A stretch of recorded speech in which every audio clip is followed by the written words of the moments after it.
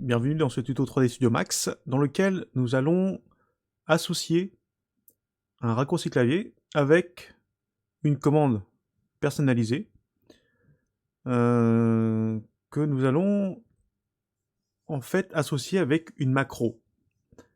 Donc la particularité de cette opération est de faire la chose suivante.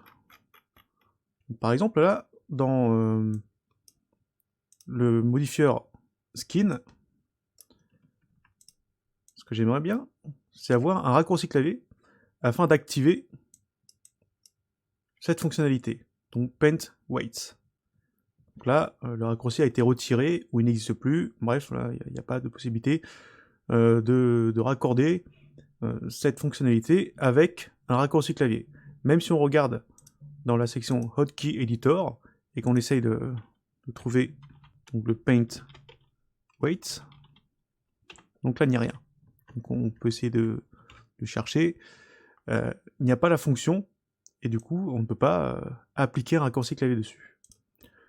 Donc le contournement qui va être proposé va être le suivant. Donc déjà, il va falloir créer un script donc, qui est ici, qui s'appelle paintweights shortcut.mcr. Donc le nom, on s'en fiche. Le point .mcr, donc c'est pour indiquer que c'est une macro. Donc là, je vais ouvrir le fichier pour voir ce qu'il y a à l'intérieur.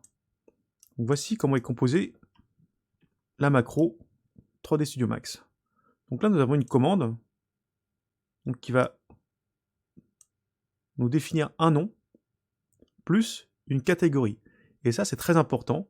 Donc ça, vous devez le mettre dans votre macro qu'on va exécuter. Et ensuite, là, vous avez une commande, ici, qui a été récupérée avec le macro listener, donc, pour avoir cette action. Donc voici ce qu'il faut écrire dans votre fichier de macro. Donc là, je vous laisse quelques secondes pour noter. Donc une fois que on a donc, cette macro qui existe, il va falloir la sauvegarder. Donc si elle n'existe pas sur votre ordinateur. Donc vous cliquez sur File, Save, et là vous allez sauvegarder votre macro ici, dans le dossier Program Files, Autodesk, la version de 3D Studio Max que vous utilisez, et le sous-dossier Scripts, donc avec un S à la fin. Donc ça c'est un dossier qui est créé par Autodesk lors de l'installation. Donc là, je sauvegarde mon fichier comme ça. C'est tout. Donc, une fois que le fichier existe, que la commande est présente, ce qu'il va falloir faire, c'est cliquer sur le menu Tools, puis Evaluate All, pour que la macro s'exécute. Donc là, plusieurs cas de figure. Si vous avez déjà donc un objet avec un modifieur skin dans votre scène, tout va bien se passer. Mais si vous appliquez la macro telle quelle, sans rien, sur un modifieur qui n'a pas le modifieur skin, vous aurez un message d'erreur. Mais ce n'est pas grave. Nous, on s'en fiche de ça. Donc je clique sur Evaluate All. Donc pourquoi est-ce qu'on a demandé d'évaluer cette macro? Tout simplement parce que il y a cette première commande ici, là, qui nous intéresse. Et ça va rajouter un nom et une catégorie pour notre macro dans le système 3ds Max. Donc à partir de là, qu'est-ce qui se passe concrètement? Si je clique sur le menu Customize, Customize User Interface, je vais dans Toolbar, puis Catégorie. Donc là, vous allez avoir une catégorie, normalement, qui va apparaître dans l'ordre alphabétique, et qui va s'appeler, normalement, voilà, Skin Shortcut. Donc là, normalement, ça c'est une catégorie qui n'existe pas, c'est moi qui ai mis le nom, vous pouvez mettre d'autres noms, évidemment. Donc avant l'exécution de la macro, cette catégorie n'existait pas. Après l'exécution, la catégorie apparaît, et c'est ça qui va nous intéresser. Une fois que la catégorie apparaît, donc je la sélectionne, donc je vais la sélectionner, Skin Shortcut, et là vous voyez donc, le nom que j'ai donné à ma macro. Donc vous voyez que là, ces deux éléments sont très importants. Donc évidemment, vous pouvez changer ces noms. Après, c'est à vous de les reconnaître. Par exemple, si vous voulez faire d'autres macros dans votre barre d'outils personnalisée, et si vous voulez rajouter des raccourcis clavier, voici ce qu'il faut faire. Donc une fois que j'ai fait ça, bon, comment est-ce que je crée ma barre d'outils personnalisée? Ça va se passer ici en fait. Donc vous avez un menu déroulant dans lequel il existe déjà plusieurs menus.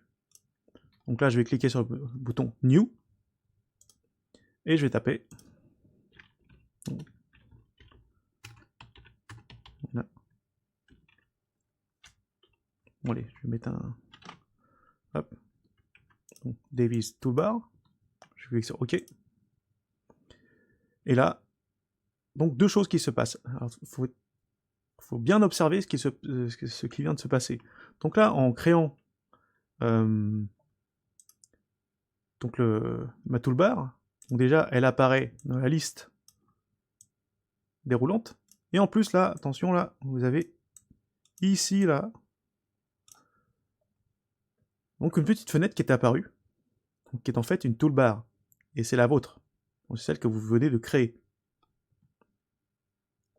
Donc là, si je reclique dessus, donc si je clique à côté, bah, hop là, elle se cache derrière. Donc faites très attention. Et c'est une petite maline, elle est très timide dans cette toolbar. Donc qu'est-ce qu'on va faire avec?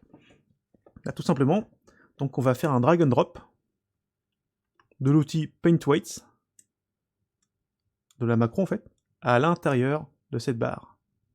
Donc je fais un drag and drop et je le pose à l'intérieur. Et maintenant là, on a l'outil qui s'est mis à l'intérieur. Donc là, plusieurs choses. D'abord, il faut que la macro soit créée, qu'elle soit enregistrée dans le dossier script de 3D Studio Max Program Files. Ensuite, il faut l'exécuter une première fois, afin que dans le Customize User Interface, la catégorie apparaisse. Et comme il y a la catégorie, bah vous aurez donc votre macro qui va apparaître ici. Et il y a même la possibilité de faire un clic droit et de faire Edit Macro Script, donc pour l'ouvrir et faire des modifications dessus. Donc maintenant qu'on a fait ça, c'est terminé. Donc je peux fermer le Customize User Interface ainsi que l'éditeur de macro. Donc là j'ai ma petite barre d'outils qui est ici, donc qui fait partie de tout le système maintenant. Et ce qui est assez pratique.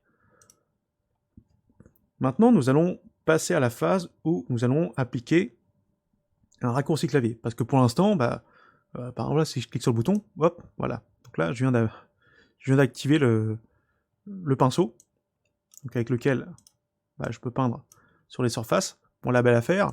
Donc là, j'ai gagné quelques pixels avec le bouton qui est juste là. Bon, voilà. Bon, c'est pas ça le but. Le but maintenant, ça va être d'associer un raccourci clavier avec donc là l'outil de ma barre d'outils. Donc là, je clique sur le menu Customize, Hotkey Editor, et là, je vais faire une recherche. Donc soit par catégorie. Donc là, je clique sur ici là la colonne catégorie pour filtrer dans l'ordre alphabétique. Donc ça s'appelle Skin Shortcut. Donc là, normalement, ça devrait se passer par là, voilà. Donc ici là, donc j'ai mon outil avec la catégorie qui apparaît. Donc là, bingo, c'est bon. Ou alors là, si vous connaissez bien le nom, vous tapez ici là, Paint, wait, voilà.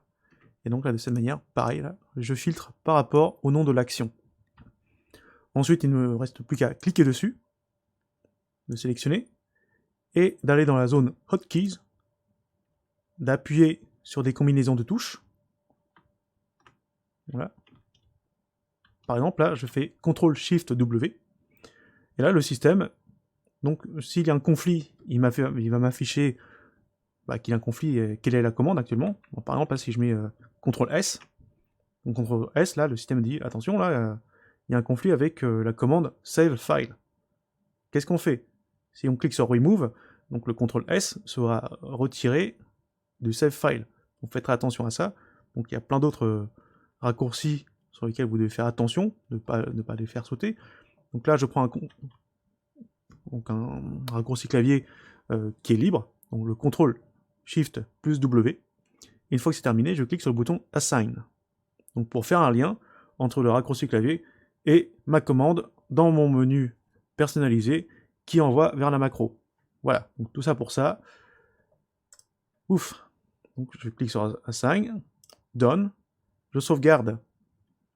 Donc ça dans mes raccourcis clavier personnalisés. De toute façon, vous ne pourrez pas écraser les autres profils existants. Donc je fais Save. Donc à partir de là, voilà ce qui va se passer. Donc là, je vais pouvoir appuyer donc là, sur W pour sélectionner l'os qui m'intéresse.